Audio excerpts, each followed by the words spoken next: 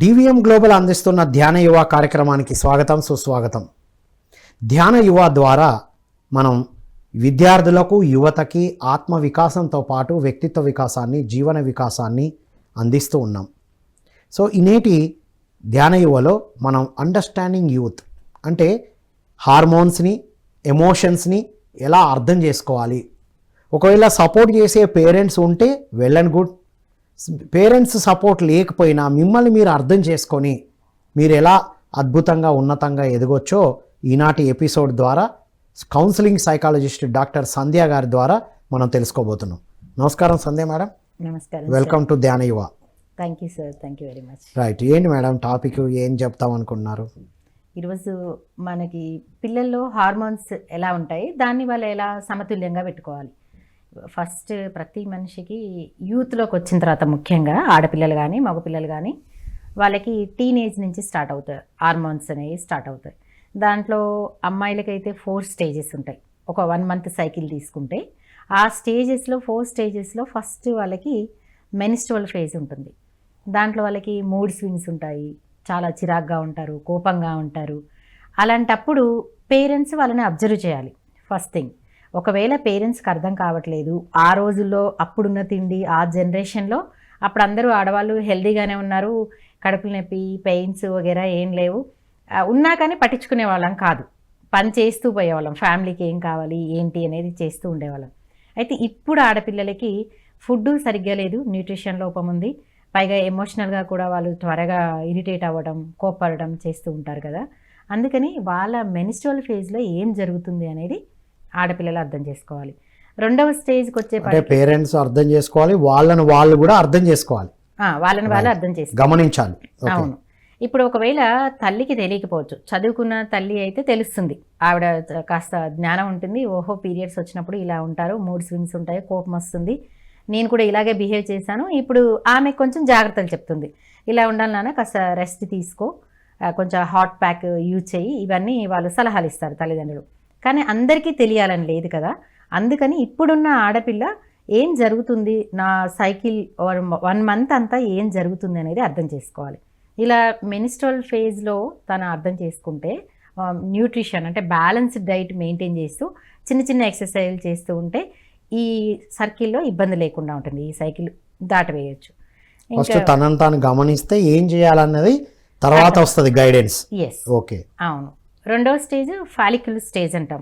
అంటే ఈ ఫేజ్ అయిపోతుంది, తర్వాత ఆ నెక్స్ట్ స్టేజ్కి వచ్చేపడి ఎనర్జీ ఉంటుంది. అంటే పీరియడ్స్ కంప్లీట్ అవుతాయి, తను ఎనర్జెటిక్గా ఉంటుంది, ఉల్లాసంగా ఉత్సాహంగా పనులన్నీ చేయగలుగుతుంది, ఇంకేదైనా కొత్త వర్క్ చేయాలన్నా చదువుకోవాలన్నా ఒక ప్లాన్ చేసుకోగలుగుతుంది. అలా చేసుకునేటప్పుడు ఇప్పుడు అప్పుడైతే ఎంత ఇరిటేటింగ్గా ఎంత కోపంగా ఉందో ఇప్పుడు ఎంత ఉత్సాహంగా ఉందో ఇది కూడా తను అర్థం చేసుకోవాలి. ఇప్పుడు బాగలేనప్పుడు ఏం పని చేయలేదు, రూమ్లో నుంచి బయటికి రాలేదు, చదువు ఏదో ఒకటి చేసింది.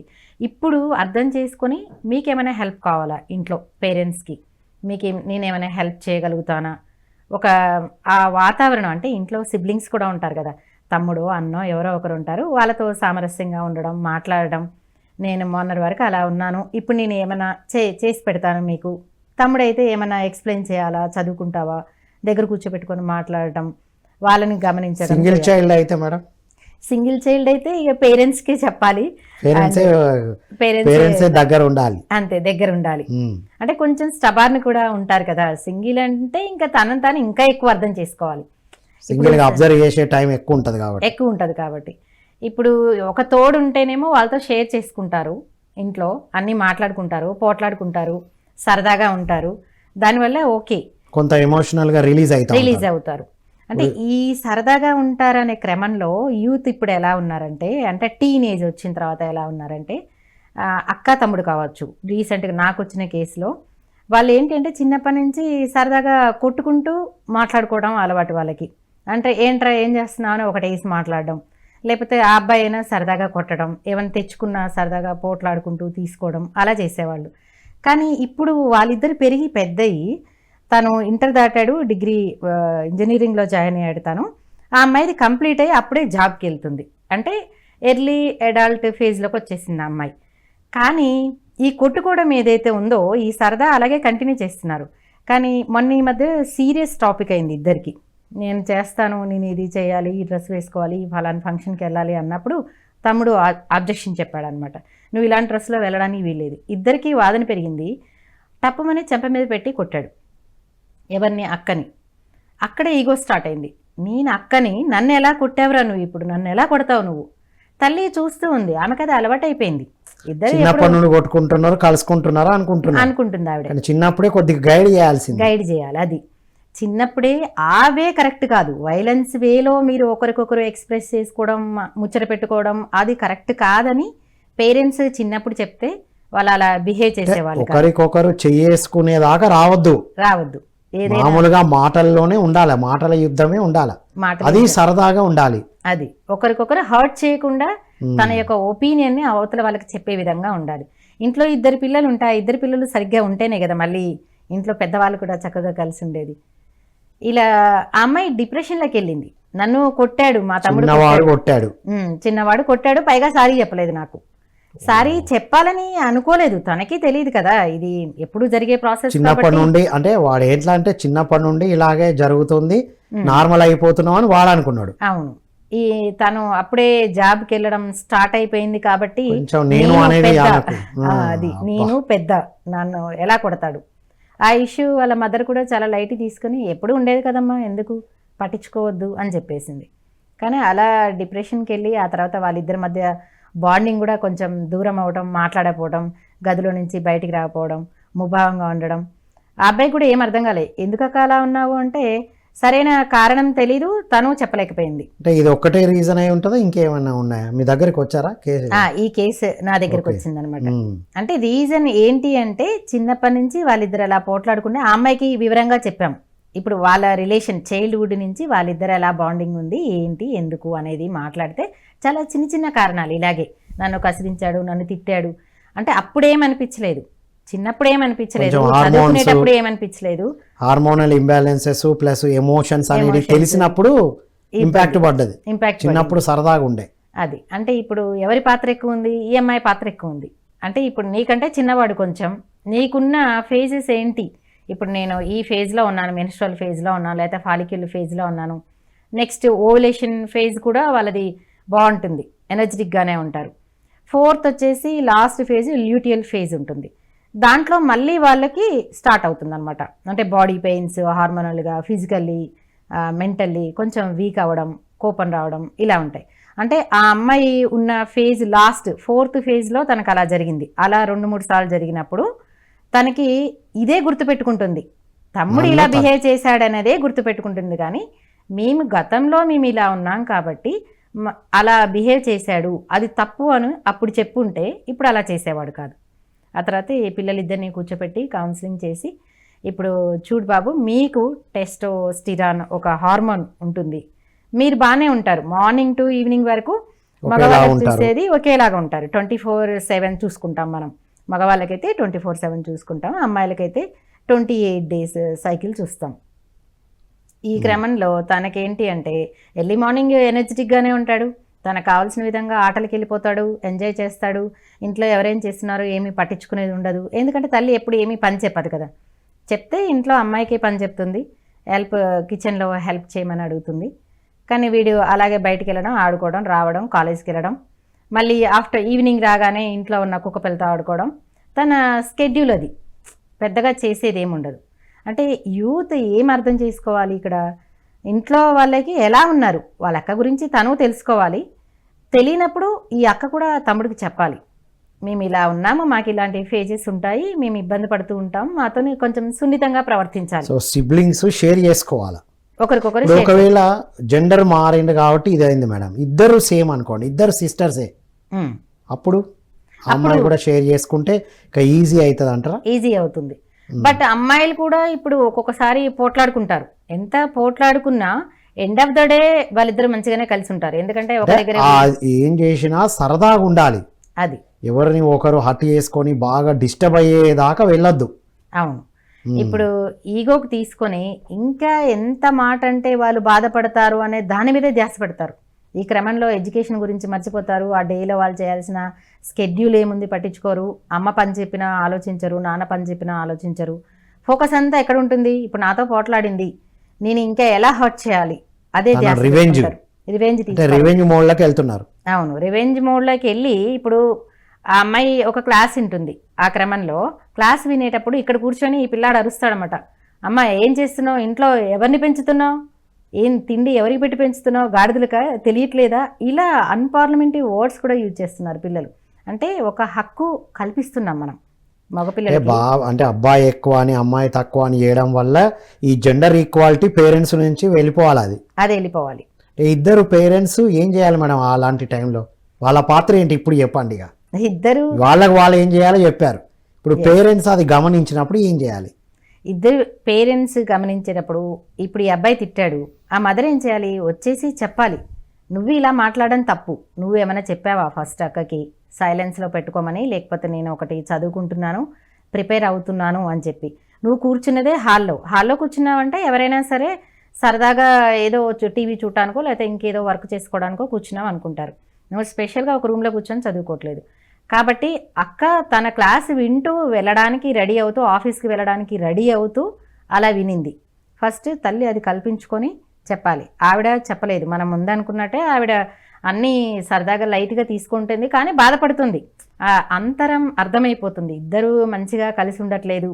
ఏ పేరెంట్స్కైనా ఎలా ఉంటుంది, పిల్లలు ఇద్దరు బాగా కలిసి ఉండి ఆటలు ఆడుకుంటానో లేకపోతే ఇద్దరు కలిసి ఒక పని చేస్తేనో దేంట్లైనా విజయం సాధించినప్పుడు వాళ్ళకి చాలా హ్యాపీగా ఉంటుంది. కానీ ఎప్పుడు చూసినా ఇద్దరు ఏదో చిన్న చిన్న చిరాకులు. పేరెంట్స్ కంపల్సరీ ఇప్పుడు మదర్ పాత్రనా ఫాదర్ పాత్రనా మేడం కరెక్షన్ చేయడం? ఎక్కువగా మదర్ పాత్ర, తర్వాత నెక్స్ట్ తండ్రి పాత్ర. ముందు మదరే తనను తాను ముందు బ్యాలెన్స్ లో పెట్టుకోవాలి ఫస్ట్ పాయింట్. ఎందుకంటే తను దగ్గరగా ఉండి అబ్జర్వ్ చేస్తుంది కాబట్టి మదర్ అంటున్నాం. జనరల్గా ఎక్కువ టైం గడిపేది కూడా మదరే గడుపుతుంది కాబట్టి మార్నింగ్ లేచిన దగ్గర నుంచి పిల్లలతో తనే ఎక్కువ ఉంటుంది, వాళ్ళ ఫీలింగ్స్ని తనే అర్థం చేసుకుంటుంది, చూస్తుంది, వాళ్ళు ఏం మాట్లాడుతున్నారు అనేది కూడా తను వింటుంది కాబట్టి. మేడం ఇప్పుడు జెండరు ఇద్దరు అమ్మాయిలు అనుకో, ఇద్దరు అబ్బాయిలే అయితే ఇంకొంచెం ఎక్కువ అల్లరి ఉంటుంది, బట్ సమన్వయం చేయొచ్చు. కొంతమంది సైలెంట్గా ఉంటారు, ఏ భావాలు ఎక్స్ప్రెస్ చేయని పిల్లలు కూడా ఉంటారు. అప్పుడు అవును, ఒకరు వెరీ యాక్టివ్గా ఉంటారు, ఒకరేమో లోగా ఉంటారు. కూర్చోబెట్టుకోవాలి ఇద్దరు, ఒకరు యాక్టివ్గా ఉన్న వాళ్ళని కూర్చోబెట్టుకోవాలి, ఇతన్ని కూడా కూర్చోబెట్టాలి. ఒక అభిప్రాయాన్ని ఏదైనా ఒకటి ఉన్నప్పుడు చెప్తూ ఉండమనాలి, మాట్లాడుతూ ఉండమనాలి. మాట్లాడకపోవడం వల్ల ఇప్పుడు ఈ అబ్బాయి బాగా మాట్లాడుతున్నాడు అని చెప్పి ఈ అబ్బాయిని ఎంకరేజ్ చేసి తనని అలాగే తను ఎప్పుడు మాట్లాడు, వదిలేయద్దు. సహజంగా మనం అందరం అంటుంటాం, వాడు మాట్లాడలే, వాడికి మొహమాటం ఎక్కువ అని చెప్పేస్తుంటాం కదా. అలా వదిలేయకూడదు. నువ్వు ఎంత మాట్లాడతావో మాట్లాడు, కానీ అభిప్రాయాన్ని అయితే వ్యక్తపరచు. ఒక టాపిక్ తీసుకొనైనా వాళ్ళకి ఇంట్లో చెప్పి మాట్లాడమని చెప్పాలి. ఇంటి సమస్యో లేకపోతే ఇద్దరు పిల్లలు సైలెంట్గా ఉన్నారనుకోండి మేడం పేరెంట్స్ విషయంలో, తర్వాత వాళ్ళు మీరు అన్నట్టు హార్మోనల్ బ్యాలెన్స్, ఎమోషన్స్ తెలిసి జాబ్లోకి వచ్చిన తర్వాత వాళ్ళలో ఉన్న రియాక్షన్స్ బయటపడుతూ ఉంటాయి కదా అప్పుడప్పుడు. అవును, అప్పుడు ఎలా ఈ పేరెంట్స్ ఎలా బ్యాలెన్స్ చేయాలి మరి? యాక్చువల్లీ అప్పటిదాకా మనం వెయిట్ చేయకుండా స్టార్టింగ్ నుంచే వాళ్ళు ఇంతేలే మాట్లాడాలే అనుకుంటే ఇది ఎప్పటికీ అలాగే ఉంటుంది. పెద్దగా అయిన తర్వాత వీళ్ళు కూడా ప్రాబ్లం ఫేస్ చేస్తారు. ఎందుకంటే వీళ్ళు ఇంటిమసీ కోరుకుంటారు కదా, కొంచెం ఒంట్లో బాగాలేనప్పుడు దగ్గరకు వచ్చి కూర్చోవాలని, హెల్ప్ చేయాలని, నీకేం కావాలని అడగాలని కోరుకుంటారు యూత్ నుంచి. అలాంటప్పుడు మదర్ కోరుకుంటది, కానీ ఇప్పుడు అమ్మాయి అయితే కొద్దిగా కంఫర్ట్ ఇస్తారేమో, అబ్బాయిలు ఇవ్వరుగా. అలా అనుకోవడానికి లేదులేండి, కొంతమంది వాళ్ళు ఇస్తున్నా ఇద్దరు ఉన్నారు. ఇప్పుడు మరి ఇప్పుడు ఇద్దరి పాత్రలు, ఇప్పుడు ఇద్దరు అబ్బాయిలు ఉన్న పేరెంట్స్ అబ్బాయిల మీద ఎక్కువ ఫోకస్ చేయాలా, అమ్మాయిల మీద ఎక్కువ ఫోకస్ చేయాలా? ఇద్దరికి ఫోకస్ చేయాలి. ఇద్దరి మీద ఫోకస్ పెట్టాలి, ఎవరు ఎక్కువ తక్కువ లేదు. అది హ్యూమన్ బీయింగ్ అని లాగా చూడాలి. ఇప్పుడు అది సింగిల్ చైల్డ్ అయితే వాళ్ళ మీద పేరెంట్స్ అటెన్షన్ ఉండాలి, ఇంకా వాళ్ళు ఎవరితో షేర్ చేయరు కాబట్టి. అవును, అప్పుడు వాళ్ళని. సింగిల్ పేరెంట్ అయితే మేడం, సింగిల్ పేరెంట్ అయితే ఇంకొంచెం ఎక్కువ బాధ్యత. ఇప్పుడు రెండు పాత్రలు తను పోషించాలి, రెండు పాత్రలు పోషించాలి. ఇప్పుడు సింగిల్ బిడ్డగా ఉన్నప్పుడు ఆమెను ఎక్కువగా అదర్ యాక్టివిటీస్ అంటే కమ్యూనిటీస్ తీసుకెళ్లడం, ఏదైనా చిన్న చిన్న ఫంక్షన్లు జరుగుతుంటే వెంట పెట్టుకెళ్ళడం, అందరికీ పరిచయం చేయడం, అందరినీ అబ్జర్వ్ చేస్తారు కదా, వాళ్ళు ఏం చేస్తున్నారు, ఎలా ఉన్నారు, చాలా విషయాలు తెలియవు బయటికి తీసుకెళ్ళినప్పుడు. పేరెంట్స్ సింగిల్ బిడ్డగా ఉన్నప్పుడు అలా తీసుకెళ్ళాలి. లేదు సింగిల్ పేరెంట్గా ఉన్నప్పుడు ఆమె కూడా అంతే, ఎక్కువ మంది పిల్లలతో వాళ్ళ పిల్లల్ని ఇంటికి ఇన్వైట్ చేయడం కానీ, లేకపోతే రిలేషన్స్ ఇంటికి తీసుకెళ్లడం కానీ, అన్ని అర్థమయ్యేటట్టు చేయడం. రైట్. ఇక్కడ ఇంకొక క్వశ్చన్ వస్తుంది మేడం.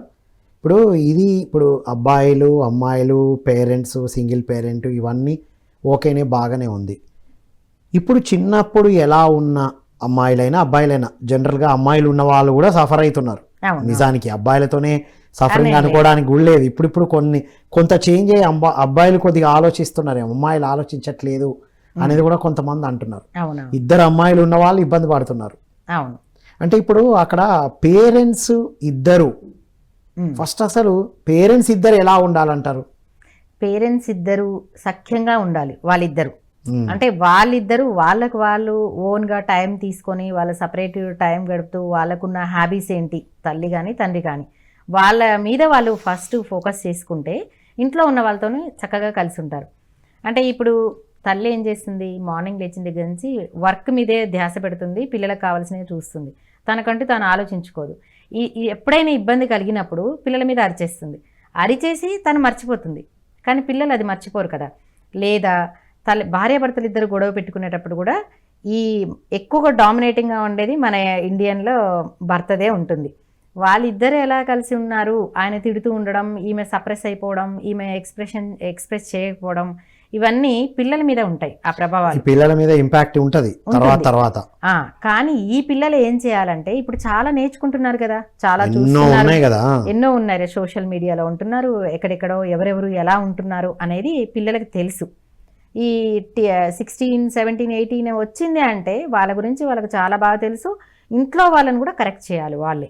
అంటే తల్లిని తండ్రిని, తండ్రి ఏదైనా తిడుతున్నాడు మదర్ని, నాన్న మీరు ఇలా అనకూడదు, ఆడ మనసు నొచ్చుకుంటుంది, మీరు ఇప్పుడు నేను నెక్స్ట్ ఇంకో ఇంటికి వెళ్తున్నాను కదా, వాళ్ళు నా పట్ల అలా బిహేవ్ చేస్తే మీరు ఎలా ఉంటారు, అది వీళ్ళు అండర్స్టాండింగ్ చేసే విధంగా. అంటే మొత్తం మీద పిల్లలు కూడా మాట్లాడే స్పేస్ తల్లిదండ్రులు ఇవ్వాలి. తల్లిదండ్రులు కూడా స్పేస్ తీసుకొని పిల్లలతో మాట్లాడాలి. వాళ్ళకు తెలుసులే, వాళ్ళకి అన్ని తెలుసు డిగ్రీ అయిపోయింది అనుకోవడానికి లేదు అనేది మీరు చెప్పింది అర్థమైంది. Yes madam. ఇప్పుడు చిన్నప్పటి నుంచి పేరెంట్స్ మధ్యలో ఉన్న డిస్టర్బెన్స్ చూసిన అమ్మాయిలు కానీ అబ్బాయిలు కానీ పెళ్ళిళ్ళు చేసుకొని ఈ స్థాయిలో ఇప్పుడు ఉన్నారు. ఇప్పుడు వచ్చేటువంటి మ్యారిటల్ ఇష్యూస్కి అది ఎంతవరకు కారణం మేడం? ఇప్పుడున్న జనరేషన్ ఏం చేయాలి? చూసిన ఆ విషయాల నుంచి ఎలా బయటపడాలి? వాళ్ళు ఫస్ట్ పేరెంట్స్ నుంచి చూసిందే నేర్చుకుంటారు కాబట్టి, అంటే తల్లిదండ్రులు మొదట ఖచ్చితంగా వాళ్ళ పిల్లల మీద ప్రభావం పడకుండా ఉండాలి. అంటే ఇంట్లో గొడవలు పెట్టుకోవడము, ఇది ఇప్పుడు ఎవరైతే కొత్తగా న్యూ జనరేషన్ వచ్చారో ఎదిగారు అది సేమ్ రిపీట్ చేస్తున్నారు, అది లాభం లేదు కదా. అంటే వీళ్ళు ఈ తరం వాళ్ళు దాన్ని బ్రేక్ చేయాలి. అంటే మేము అవన్నీ చూసొచ్చాము, పేరెంట్స్ ఇలా ఉన్నారు, వాళ్ళు ఏ విధంగా చేస్తే గొడవలు పెట్టుకుంటుంటే చిరాకు పడుతుంటే, ఇప్పుడు అమ్మ మీద ఒక్కోసారి చిరాకు పడి అది పిల్లల మీద చూపిస్తే, లేకపోతే అమ్మను బాధ పెడుతున్నారని వీళ్ళు బాధపడి ఆ విషయాన్ని గుర్తుపెట్టుకుంటే, ఏవైతే జరిగినాయో అవన్నీ వీళ్ళు గుర్తుపెట్టుకొని దాన్ని బ్రేక్ చేసేయాలి. నేను ఇలా ఉండకూడదు, ఇప్పుడు ఇదే పిల్లలు పుట్టిన తర్వాత నువ్వు నీ భర్తతో గొడవ పెట్టుకుంటూ ఉన్నా, లేదా నీ భర్త నీతో గొడవ పెట్టుకుంటున్నా, దాన్ని ఎలా హ్యాండిల్ చేయాలో నేర్చుకోవాలి. ఇప్పుడు మనకి చాలా కౌన్సిలింగ్ సెంటర్స్ ఉన్నాయి, చాలా చోట్ల ఎలా ఉండాలి అనేది ప్రతి దానికి మనకు నేర్పిస్తూనే ఉన్నారు. ఫైనల్ డెసిషన్ తీసుకునే ముందు కౌన్సిలింగ్ తీసుకుంటే ప్రీమెరిటల్ కౌన్సిలింగ్ తీసుకుంటే ఇంకా బెస్ట్. ఒక చోటికి వచ్చి కౌన్సిలర్ దగ్గర మేమిద్దరం పెళ్లి చేసుకుందాం అనుకుంటున్నాము అన్నప్పుడు వాళ్ళకి సపరేట్గా ఒక అసెస్మెంట్స్ చేస్తారు. నీకేమి ఇష్టం, మీరు ఎలా ఉండాలనుకుంటున్నారు, అసలు మ్యారేజ్ లైఫ్లో మీరు ఎలా గడపాలనుకుంటున్నారు, ఎప్పుడు పిల్లల్ని ఆహ్వానిద్దాం అనుకుంటున్నారు, వాళ్ళకి మీరేం చేయగలుగుతారు, ఇవన్నీ ఒక ప్రాసెస్ ఉంటుంది. అది మన ఇండియాలో చాలా తక్కువ మంది ప్రీ మ్యారిటల్ కౌన్సిలింగ్ తీసుకుంటున్నారు. కానీ మేడం ఇంకొకటి చెప్పనా, నా అబ్జర్వేషన్, ప్రీ మ్యారిటల్ కౌన్సిలింగ్ కి కూడా రెడీ, కానీ ఆఫ్టర్ మ్యారేజ్ కౌన్సిలింగ్ కి రెడీ లేరు. అది అక్కడ ఈగో ప్రాబ్లం చాలా ఉంటుంది అనమాట. ఇద్దరిలో ఎవరైనా ఒక్కరే మన దగ్గరికి రావడం అనేది జరుగుతుంది, ఎవరైనా ఒక్కరే వస్తుంటారు. ఇప్పుడు సరే మేడం, ప్రీ మ్యారిటల్ కౌన్సిలింగ్ తీసుకోలేదు, పాసిబుల్ అవ్వలేదు, చిన్నప్పటి నుండి అలా జరిగింది, మ్యారేజ్ అయిపోయింది, ఇప్పుడు ఇష్యూస్ ఉన్నాయి, ఏం చేయాలి? వాళ్ళు గుర్తుపెట్టుకోవాల్సింది, దీన్ని నేను ఇంతటితో ఆపేస్తే బాగుంటుంది. ఇప్పుడు నాకు ఒక విషయం నచ్చలేదు, ఇద్దరు ఒక భార్య భర్తల ఎగ్జాంపుల్ తీసుకుందాం. నా దగ్గరకు వచ్చిన సాఫ్ట్వేర్ వాళ్ళు ఇద్దరు, వాళ్ళు ఇద్దరు భార్య భర్త నా దగ్గరికి వచ్చారు. న్యూలీ అంటే ఒక 4 months అయింది, వాళ్ళ మ్యారేజ్ అయ్యి 4 months అయింది. అక్కడ చాలా చిన్న చిన్న సమస్యలు. తనకి వీక్లీ వన్స్ బయటికి వెళ్ళి తినడం అలవాటు, స్పైసీ ఫుడ్ ఇష్టం, హోటల్ ఫుడ్ ఇష్టం, భార్యని బయట అందరికీ పరిచయం చేయడం, ఫ్రెండ్స్ అందరితో గ్యాదరింగ్స్ చేసుకోవడం, తనని పరిచయం చేయడం. ఈ అమ్మాయి కేవలం ఇంట్లో ఉండే అమ్మాయి, అంటే ట్రెడిషనల్ ఫ్యామిలీ నుంచి వచ్చింది, తనకి అలాగే ఇష్టం, ఇంట్లో వెజ్ ఆ ఫుడ్ చేసుకొని తినడం ఇష్టం. కానీ ఇక్కడ డిఫరెన్స్ ఏమొస్తుందంటే తనని ఎవ్రీ వీక్ బయటికి తీసుకెళ్లడం వల్ల ఆ ఫుడ్ తనకి పడట్లేదు. ఎట్ ది సేమ్ టైం నచ్చట్లేదు, ఆ వాతావరణం, ఆ ఫ్రెండ్స్ వగేరా ఇవన్నీ నచ్చట్లేదు తనకి. రిలేషన్స్, ఇంట్లో ఫ్యామిలీ మెంబర్స్ అంటే అత్తగారి తరపు నుంచి రానివ్వండి, అమ్మ తరపు నుంచి రానివ్వండి, టైం వాళ్ళతో స్పెండ్ చేయాలి. వాళ్ళకి కొంచెం, ఎందుకంటే పెళ్ళయి వచ్చేసింది, వాళ్ళని దూరం అయిపోయిందని ఒక ఒంటరితనం ఉంటుంది, దానివల్ల కూడా తను ల్యాక్ అవుతుంది అనమాట. వాళ్ళని కలుసుకోవాలి, మాట్లాడాలి. కానీ ఈ అబ్బాయి ముందే ఒక ప్రపోజల్ పెట్టేస్తాడు, ఈ వీక్ పలానా చోటుకి వెళ్తున్నాం, మెయిన్ సర్కిల్ కి ఇంట్రడ్యూస్ చేయాలనుకుంటాడు, ఫ్రెండ్ సర్కిల్. నా భార్య గొప్పగా ఉంది, అందంగా ఉంది, చాలా బాగుంది, తనకు కూడా చాలా క్వాలిటీస్ ఉన్నాయి, అంటే మగపిల్లలకు ఉంటుంది సహజంగా, చాలా బాగుంటది అని పరిచయం చేసుకోవడం ఒకటి ఉంటుంది. కానీ ఈ అమ్మాయికి అది ఇష్టం ఉందా లేదో తెలుసుకోవాలి. అట్లా ఇద్దరు, కాకపోతే ఇప్పుడున్న ఉద్యోగాలు చేసేవాళ్ళు కొంచెం ఇద్దరు కలిసి వస్తున్నారు. మన తరం ఒక దశాబ్దం క్రితం వరకు రాలేదు, జస్ట్ 5 years బ్యాక్ కూడా ఇద్దరు కలిసి వచ్చేవాళ్ళు కాదు, ఇప్పుడిప్పుడే ఇద్దరు వస్తున్నారు. ప్రాబ్లం ఏంటి, ఎవరిదైతే వాళ్ళని సాల్వ్ చేసుకుందాం, కలిసి ఉందాం అన్న ధోరణి అయితే కొంచెం వచ్చింది. ఇప్పుడు ఇద్దరి మధ్యన ఈ డిస్ప్యూట్ ని ఎలా సాల్వ్ చేశారు మేడం? నేను అంటే టెక్నిక్ మొడాలిటీస్ వద్దు, వాళ్ళు ఏం చేయాలి? మీరు మిడిల్ పాత్ వెళ్ళండి. ఇప్పుడు ఒక వీక్ మీ ఫ్రెండ్స్ దగ్గరికి తీసుకెళ్తున్నారు, మీకు నచ్చినట్టు తీసుకెళ్తున్నారు కదా, ఒక వీక్ ఫ్యామిలీకి టైం ఇవ్వండి, వాళ్ళతో టైం కలపండి, అంతే కదా. ఇప్పుడు ఆమె ఇష్టాలను కూడా మీరు పరిగణలో తీసుకోండి. ఫస్ట్ నీ భార్య నీకు ముఖ్యం, ఇంట్లో ఆవిడ నవ్వుతూ తిరిగితేనే నువ్వు హ్యాపీగా ఉంటావు.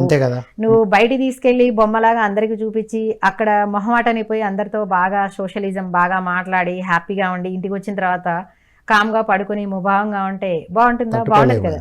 మళ్ళీ ఇంటికి వచ్చిన తర్వాత ఆ విశేషాలు, మెమరీస్ గుర్తు చేసుకోవాలి. ఇంకోటి మేడం, అక్కడికి వెళ్ళిన తర్వాత తీసుకెళ్ళడానికి ప్రయత్నం చేస్తున్న అబ్బాయిలు కూడా ఆలోచించాలి. అక్కడికి వెళ్ళి కనుక అందరితో ఫ్రీగా మాట్లాడడం మొదలెట్టింది అనుకో, బ్రదర్స్ సిస్టర్స్ లాగానే, అక్కడ తట్టుకోగలడా? అది ప్రాబ్లమే. అది ప్రాబ్లం, ఎక్కువ మాట్లాడినా ప్రాబ్లమే, మరి సైలెంట్ ప్రాబ్లమే. అది అంటే ఇదంతా లోపల, అంటే ఈ చిన్ననాటి నుంచి ఉన్న ఈ ఇన్నర్ చైల్డ్ హీలింగ్ జరగకపోవడమే అంటారు. జరగకపోవడమే. ఇప్పుడు ఈ అమ్మాయి కొన్ని సప్రెషన్స్ తో వస్తుంది, అంటే తల్లికి తగిన గౌరవం లేకపోవడము, ముందే వీళ్ళు నిర్ధారించుకుంటారు అనమాట. అంటే అక్కడ మా అమ్మకి అలాగే జరిగింది, ఇంట్లో పని అని పని చేస్తూనే ఉంది, మా నాన్న చెప్పినట్టు వినాల్సి వచ్చేది, మా నాన్న తిట్టినప్పుడల్లా వినాల్సి వచ్చేది, మౌనంగా ఉండేది. ఇప్పుడు నాకు అదే పరిస్థితి వస్తుంది కదా, నేను ముందే ఊరుకోను. కరెక్ట్ మేడం, ఆ వాయిస్ తేడా రాగానే వీళ్ళ నాన్న ఎవరో గుర్తు రావడం, అబ్బాయికి కూడా అమ్మాయి వాయిస్ రేజ్ చేయగానే వీళ్ళ అమ్మ మాట్లాడిన చిన్నప్పటి రీప్లే అవ్వడం. మరి ఇప్పుడు ఏం చేయాలి? లాస్ట్ కి వాళ్ళకి సొల్యూషన్ ఏమి ఇచ్చారు? వీళ్ళు ఏం గుర్తు చేసుకోవాలంటే మిడిల్ పాత్, మీ ఇద్దరు కలిసి కూర్చోండి, మాట్లాడుకోండి, మీరు ప్లాన్ చేసుకోండి మీకేం కావాలి, అది మీకేం కావాలి. వాళ్ళ దగ్గరికి వెళ్ళడం, వీళ్ళని కలవడం అంత ముఖ్యం చూసుకోండి. అది లైఫ్ లో ఫ్రెండ్స్ వస్తుంటారు వెళ్తుంటారు, కానీ ఎవరికి ముఖ్యం, అందరూ కలిసి ఉండాల్సింది మీరు. అది వండర్ఫుల్ సజెషన్ మేడం, ఇది మాకు తెలియకుండానే ఆచరించడం అనేది నాకు ఇప్పుడు గుర్తుకు వచ్చింది. నేను, మా అమ్మాయి, మా మిస్సెస్ ముగ్గురం మేము ఇంతకుముందు, అంటే before meditation every Sunday holiday, స్ట్రిక్ట్గా హాలిడే తీసుకునేవాళ్ళం. స్ట్రిక్ట్గా అంటే స్ట్రిక్ట్గా, నేను అసలు ఈవెన్ స్పెషల్ క్లాసులు అయినా స్పెషల్ థింగ్స్ అయినా అస్సలు అది స్ట్రిక్ట్గా పెట్టుకునేవాడిని నేను. రైట్, ఒకసారి ఏం చేసేది, మా అమ్మాయిని అడిగేది, ఎటు వెళ్దాం ఈ సండే? అంతే. ఆ డాడీ ఓన్లీ జస్ట్ బిర్యానీ తిని వచ్చేద్దాం. నెక్స్ట్ సండే మా మిస్సెస్ మహాలక్ష్మి, మనం సినిమాకి వెళ్దాం. ఆ తర్వాత సండే నేను చెప్పేవాడిని. అది ఆ చాయిస్ ఇవ్వడం వల్ల ఏంటంటే అందరూ ఫ్రీగా, కంఫర్ట్ గా, హ్యాపీగా ఉంటారు. అసలు మస్తు అనిపించేది. ఆ 3 సండేలు అయిపోయినాయి, ఇంకొక సండే ఎటు లేదు, రిలాక్స్ ఇంట్లో ఉందాం, ఇంట్లో కూర్చోండి. అవును, ఇప్పుడు ఇలా కూర్చున్నప్పుడు మనకు మెమరీస్ ఉంటాయి కదా, మనందరం కలిసి పలానా చోటుకి వెళ్ళాము, పలానా ఎంజాయ్ చేసాము, ఆ ఫుడ్ బాగుంది, ఆ మూవీ బాగుంది, ఆ మూవీలో సీన్స్ గురించి మాట్లాడుకోవడం, దానివల్ల ఏంటంటే చాలా హ్యాపీగా ఉంటారు. ఎప్పుడు ఎమోషనల్. వీక్లీ మీటింగ్స్ కూడా పెట్టుకునే వాళ్ళం. అది ఇట్లా కూర్చొని మాట్లాడుతాం, చెప్పు నువ్వు ఎక్కడెక్కడ హర్ట్ అయినావు, నేను ఎక్కడ హర్ట్ అయినా, నువ్వు ఇంకా ఎలా ఉంటే బాగుంటుంది, ఎలా ఒకరికొకరు అలా షేర్ చేసుకోవడం. వాళ్ళ ఎదుటి వాళ్ళని నువ్వు దేని వల్ల బాధపడ్డావు అన్నప్పుడు చెప్పేటప్పుడు ఈజీగా చాలా సాఫ్ట్ వాయిస్ తోనే చెప్తారు. హీటెడ్ మూమెంట్ ఉండి ఇద్దరు ఆర్గ్యూ చేసుకునేటప్పుడు మాటలు, కోపం వచ్చేస్తుంది. యాంగర్ మూమెంట్స్ లో కదిలీకుండా వీళ్ళిద్దరూ నిదానంగా, ఇది జరిగింది, మీరు ఇలా మాట్లాడారు కాబట్టి నేను హర్ట్ అయ్యాను, ఇప్పుడు స్పైసీ ఫుడ్ తినద్దు, బయటికి వెళ్ళడానికి వీల్లేదు, ఈ అమ్మాయి అవుట్ బర్స్ట్ అయిపోయి తిట్టేసింది, ఇతనికి డిఫెన్సివ్ మెకానిజం వచ్చింది. అంటే ఏంటి, నేను ఇంత కష్టపడుతున్నాను నీకోసమే కదా, నీ యొక్క ఇమేజ్ పెంచడానికి, అందుకే తీసుకెళ్తున్నాను, సరదాగా ఉంటావని, వీక్ అంతా ఇంట్లో ఉంటున్నావు, అందుకని నేను బయటికి తీసుకెళ్తాను, ఇంకా నచ్చిన ఏమో ఫుడ్ అసలు తినిపిస్తున్నాను. ఇంట్లో ఉంటేనే వాళ్ళకి హ్యాపీనెస్ ఏమో అది ఇంట్లో ఉంటే తెలుసుకోవాలి కదా. హ్యాపీనెస్ నాకంటదా ఆ అమ్మాయి. ఇప్పుడు మనం ఏంటిది అంటే జనరల్ గా నేను కూడా అప్పుడప్పుడు అనుకున్నాను, అరే ఇంట్లోనే ఉంటున్నారు కదా, బయటికి వెళ్తే హ్యాపీగా ఉంటది, మనం ఉన్నట్టు ఉండాలని కోరుకుంటాం. తర్వాత నాకు అర్థమైంది ఏంటంటే brains are different, thinking are different. Yes, అందుకని వాళ్ళ వేలో ముందే వెళ్ళాలి, నీకేది ఇష్టమో తెలుసుకోవాలి. ఆ తర్వాత మనం వాళ్ళని అప్రోచ్ అవ్వచ్చు, అడగొచ్చు ఎక్కడికి వెళ్తే బాగుంటుంది. వెళ్ళను అంటే ఇద్దరు కలిసి కూర్చొని నచ్చిన పని, అసలు ముందు ఇద్దరు టైం గడపాలి సార్. కూర్చుని వాళ్ళు నచ్చింది ఏదైనా గేమ్స్ ఆడుకోవడం. మనం చిన్నప్పుడు ఎలా ఆడుకునే వాళ్ళం, అందరూ అష్టాచెమ్మ అని, పేకాట అని, ఇంకే సంథింగ్ చిన్న చిన్న ఆటలు ఆడుకునే వాళ్ళం. 2020లో లాక్డౌన్ జరిగినప్పుడు చాలా మంది ఆ పని చేశారు మేడం. అందుకనే అందరూ మేము కూడా నిజం. బాండింగ్ ఏర్పడింది. కింద కూర్చొని ఆటలు ఆడేవారు. అంటే ఆఫ్ కోర్స్ మేము ఎప్పుడు మాక్సిమం టైం ఇస్తాను, ఎంత బిజీగా ఉన్నా కానీ గేమ్స్ ఆడడము, అష్టచెమ్మ ఆడడం కింద కూర్చొని 2020లో జరిగింది మేడం. మరొక్కసారి బ్యాక్ వచ్చేసినాం. అప్పుడు ఆటలు ఆడేటప్పుడు ఎంత నవ్వుతారు చెప్పండి. ఏదైనా చాలా పాము emotions. పట్ట ఆడినప్పుడు కూడా పాము మింగేసి చివరిదాకా వస్తే అన్ని మర్చిపోయి నవ్వేస్తాం. అక్కడ గేమ్ లో కొన్ని మాటలు అనుకుంటాం, అవి కానీ చిన్న చిన్న ఆటలో అరటిపండు లాగే ఉంటది అది కూడా. అవును, ఆ సరదాగా ఆడుకోవడం వల్ల ఒక మంచి రిలేషన్ ఏర్పడుతుంది. సో ఇప్పుడు ఉన్న జనరేషన్ నెక్స్ట్ పిల్లల్ని ఇన్వైట్ చేయాలి అంటే వీళ్ళు ఏం చేయాలంటారు, ఎలా అర్థం చేసుకోవాలంటారు? ఫస్ట్ వీళ్ళు ఎవ్రీడే ఎంత పనైనా ఉండనండి, ఈ కపుల్స్ ఇద్దరు జాబ్ చేస్తున్నా లేదా ఆమె ఒక ఇంట్లో ఉండి ఈయనే జాబ్ చేస్తున్నా సరే, ఎవ్రీడే ఇద్దరు కలిసి కూర్చోవడం, కాఫీ తాగడమో, కబుర్లు చెప్పుకోవడమో, ఈ రోజంతా ఏం జరిగింది అని మాట్లాడుకోవడము, ఎలా వర్క్ని సెగ్రిగేట్ చేసుకోవడం, ఒకరికొకరికి అప్రిషియేషన్ ఇచ్చుకోవడం.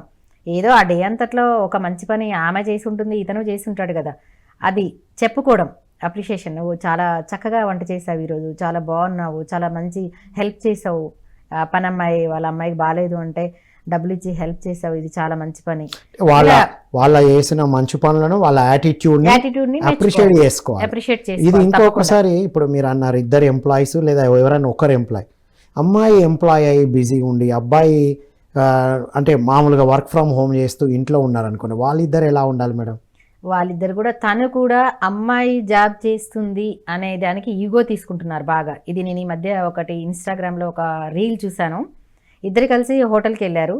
ఆ అమ్మాయి జాబ్ చేస్తుంది కాబట్టి ఆ అమ్మాయి తీసి డబ్బులు ఇచ్చింది. అంతకుముందు అబ్బాయి జాబ్ చేసేవాడు, తనే పెట్టుకునేవాడు, ఈ అమ్మాయి హ్యాపీగా ఇద్దరు కలిసి వెళ్ళి వచ్చారు. అప్పుడు ఏమైనా ఆలోచిస్తారా? బిల్లు నువ్వు పే చేసావా నేను పే చేసాను ఆలోచిస్తామా? ఆలోచించాం. అమ్మాయిలు ఎప్పుడు మనకే ఛాన్స్ ఇస్తారు కదా, నువ్వే పే చేయను. ఇప్పుడు ఆ అమ్మాయి జాబ్ లేదు కదా అని ఇద్దరు కలిసి వచ్చామని ఆ అమ్మాయి పే చేస్తే అబ్బాయి ఇలా ఇలా జరిపేశాడు ఆ అమౌంట్ని. దాన్ని మన వాళ్ళందరూ స్క్రోల్ చేసి మరీ చూసుకుంటున్నారు. అది ఎంతవరకు సమంజసం?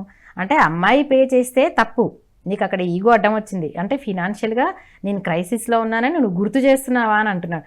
అదే ఇంట్లో ఉండే అమ్మాయి, జాబ్ చేసే అబ్బాయి, నువ్వు వెళ్ళి బిల్ పే చేస్తే ఆనందంగానే తీసుకుంటున్నారు కదా, హ్యాపీగా జాయ్ఫుల్గా. అది అప్పుడు ఇంకోటి ఏంటంటే యాక్చువల్గా చెప్పాలంటే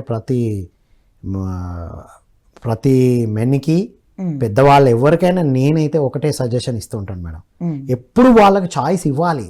అది నేనైతే మా అమ్మాయికి బిల్ పే చేయమని చెప్పేవాడిని, yes, ఐటమ్స్ ఆర్డర్ చేయమని చెప్తాను.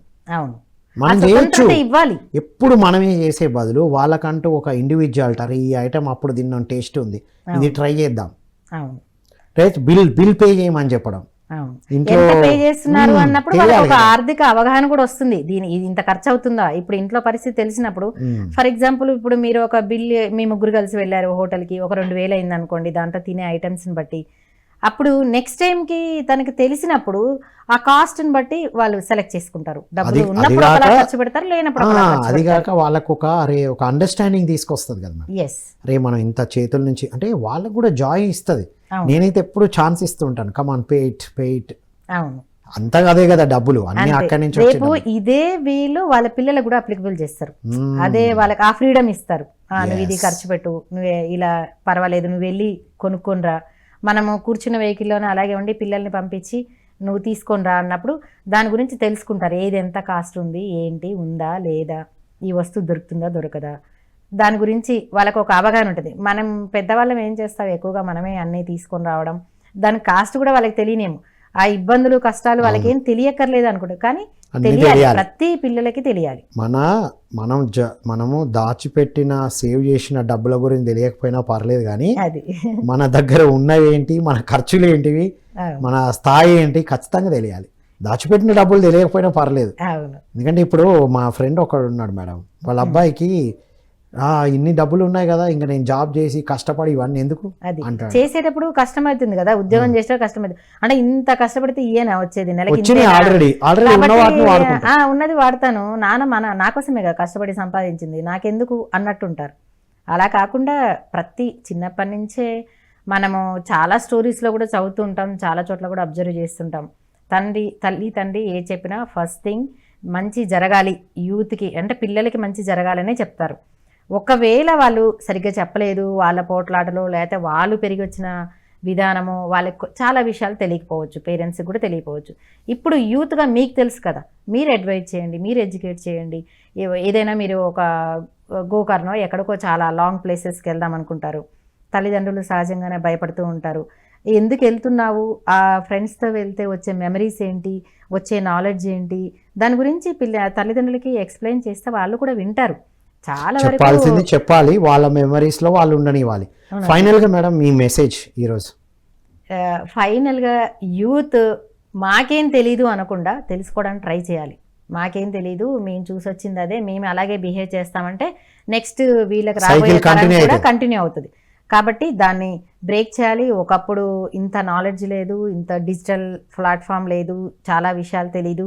ఇప్పుడు పిల్లలు మళ్ళీ యూత్ అంతా డిజిటల్కి అతుక్కుపోయి ఉంటున్నారు, ఎలాగూ సోషల్ మీడియాలోనే ఎక్కువ ఉంటున్నారు. కానీ దాన్ని కొంచెం మినిమలైజ్ చేసుకుని దాంట్లో ఏ విషయాలు నాకు ప్రొడక్టివిటీ ఉంది, ఏ విషయాలతోనే నేను ముందుకెళ్తే బాగుంటుంది, నా తల్లిదండ్రులు సరిగ్గా వాళ్ళకు ఒక విషయం అర్థం కాలేదు, అది నీకు ఎక్కువగా ఉపయోగం, దాన్ని వాళ్ళకి అర్థమయ్యేలా చేయడం అవసరం. ఇప్పుడు ప్రజెంట్ వీళ్ళే సెల్ఫ్గా వీళ్ళే ఎదగాలి. ఇంకా నాకు మా వాళ్ళు ఏం చెప్పలేదు, మా టీచర్స్ ఏం చెప్పలేదు, నేను ఎదగలేను, నాకు సౌకర్యాలన్నీ లేవు అని నిరాశ నిస్పృహగా మాట్లాడకుండా తెలుసుకోవడానికి ట్రై చేయాలి. ఇప్పుడు అన్నీ అందరికీ అందుబాటులో ఉన్నాయి, ఎంతవరకు దేన్ని యూజ్ చేసుకోవాలి అని తెలుసుకోవాలి. Wonderful madam, thank you so much. Thank you sir. ఇది my dear students, youth of India and the world ప్రపంచం మీ చేతిలో ఉంది. ఏదేదో వెతుకుతున్నారు కదా, ఎవరో పెట్టిన వీడియో, ఎవరో పెట్టిన యూట్యూబ్, ఎవరో పెట్టిన ఛానల్ సబ్స్క్రైబ్ చేస్తున్నాం, లైక్ చేస్తున్నాం, కామెంట్ చేస్తున్నాం.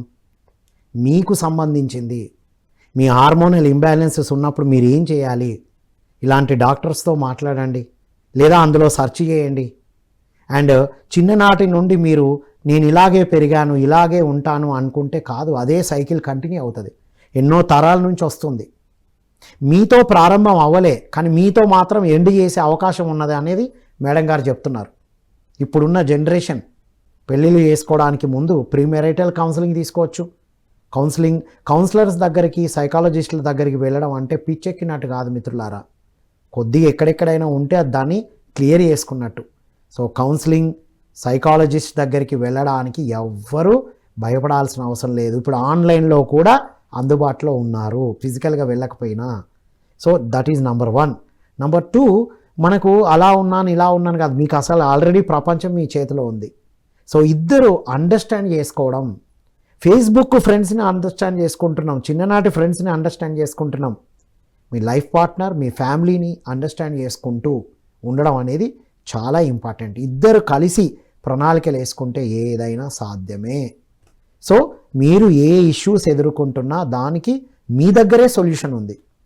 మీరు యూజ్ చేసే సోషల్ మీడియానే మీకు ఒక ప్లాట్ఫామ్ ఇస్తుంది, సరైన కౌన్సిలర్ ఎవరన్నా ఇస్తుంది, ఏం చేయాలన్నా ఇస్తుంది, ఒక నంబర్ ఇస్తుంది, లేదా ఇలాంటి మేడమ్స్ ద్వారా మీరు తెలుసుకోవాలని కోరుకుంటూ ధైర్యంగా, ఇప్పుడు మీరు మొబైల్లో ఆప్షన్ తెలియకపోతే ఏం చేస్తారు, నేర్చుకుంటారు, తెలుసుకుంటారు, ఒక కోర్స్ నేర్చుకుంటున్నారు.